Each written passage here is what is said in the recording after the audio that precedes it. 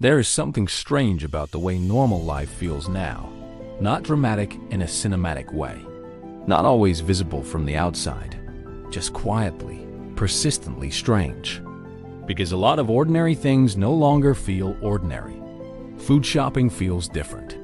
Paying rent feels different. Putting petrol in the car feels different. Going out for a meal feels different. Even buying something small, something basic, something that used to feel casual, now often comes with that little pause first. That pause matters.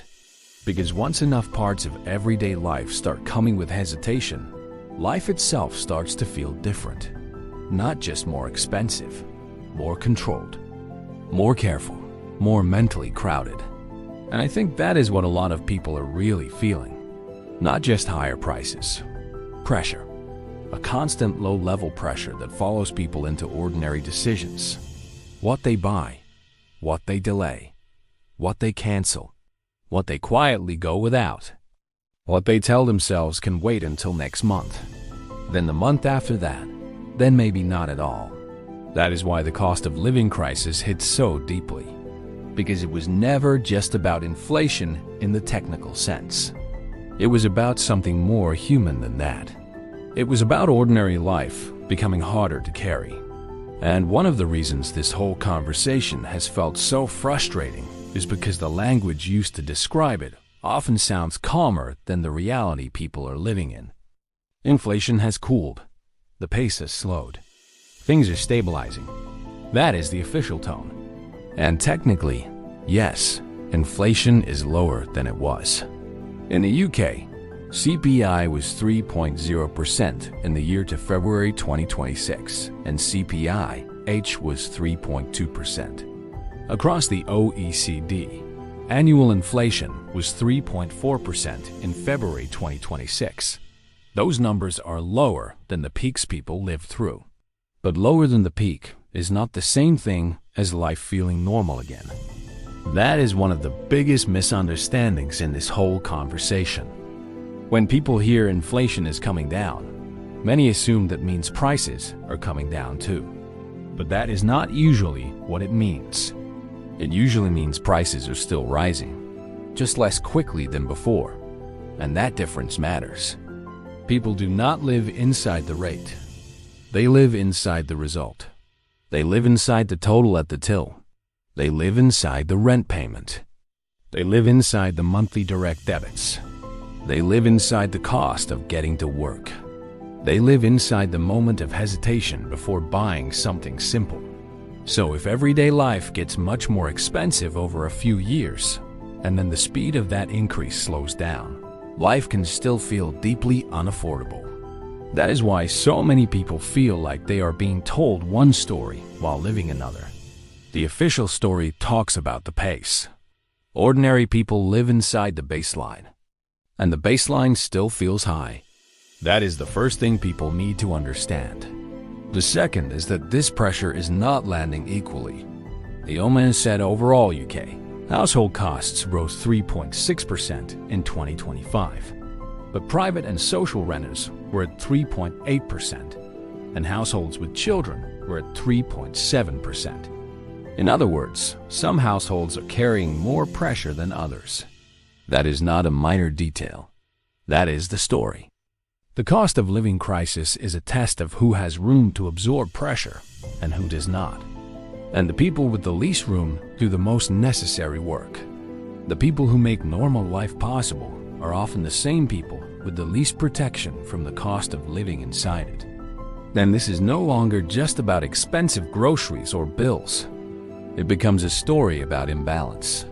About who absorbs the shock. Ordinary people are very good at absorbing pressure quietly. People cut back. They recalculate. They stretch things. They lower expectations. They delay plans. They stop buying little things that made life feel lighter. They work more. They worry more. They become efficient versions of themselves. And because they keep functioning, society starts treating the strain as normal. It starts acting like this is just what adulthood is now supposed to feel like. Always budgeting, always careful, always a little bit tense. That is pressure becoming culture.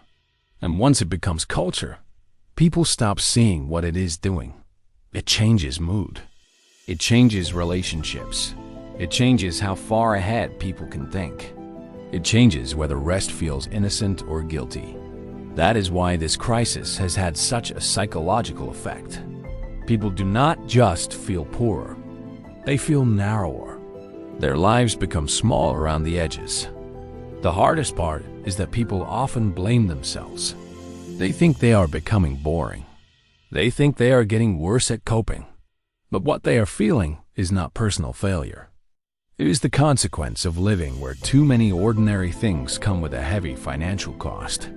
The wealthiest 1% of households held 10% of all household wealth, the same share as the least wealthy 50% combined. That feeling is not coming from nowhere. One person experiences rising costs as an inconvenience, while another experiences them as a daily narrowing of life. That is unequal exposure to reality. Rising corporate profits accounted for almost half the inflation increase, as companies increased prices more than imported energy costs alone would explain. Part of the story was about power. Who gets to protect themselves first? Who gets to pass costs on? Who gets told to absorb reality and cope better? Hardship feels different when it looks shared. What people struggle to accept is hardship that feels selective. Hardship that seems to flow downward. This conversation is about more than economics. It is about dignity. About the quiet promise. If you worked and stayed responsible, stability would be possible. A home that feels manageable. Food that does not feel psychologically loaded. A little room to breathe. A little life beyond maintenance. And that is why so many people are exhausted. Not the exhaustion of collapse. It is the exhaustion of maintenance. Holding things together. People are living in conditions where the cost of being an ordinary person feels structurally heavy. You are not failing at adulthood. If everyone feels privately ashamed, nobody sees the pattern clearly. If everyone feels like the problem, nobody questions the conditions. The deeper answer cannot just be private coping. It has to include a clearer instinct to stand with each other, to recognize each other more accurately. The people doing ordinary, necessary work who keep society functioning are the story. Once you see that, the question shifts. Maybe hope lives in honesty. Maybe it lives in solidarity. Ordinary people were never the problem. They were carrying the world the whole time. Maybe it's time to shift the story.